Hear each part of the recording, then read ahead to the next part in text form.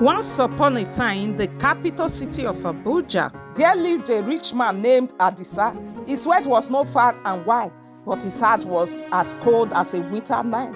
He often boasted about his power and influence, believing he could make anyone do his bidding, even the spirits he would claim. There also lived a poor man named Jare.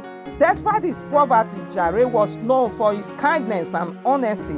He believed in the power of good over evil and had many friends who respected him for his humble nature. One day, as Jare was returning from the market, he crossed paths with Adisa, the rich man, always looking for an opportunity to show off. Snapped at Jare and said, "Look at you, Jare, dressed in rags. I could make you disappear in the heart of Abuja if I wanted to. With a snap of my finger, no one would ever see you again."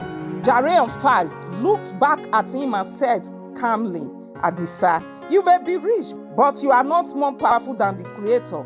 Money cannot buy everything, not even the faith of a simple man like you." But Adisa scoffed, "I will show you. Tomorrow, I will bring my men and magic charms. Once we arrive in Abuja, I will make you disappear." Just like that, the news of his challenge quickly spread across Abuja, and everyone gathered the next morning to witness what would happen. Adisa and his entourage set out with Jare, journeying through forests and rivers until they reached the bustling streets of Abuja. Upon arrival, Adisa gathered a crowd and declared his plan. He took out a small pouch of powered charm, whispering spells over it.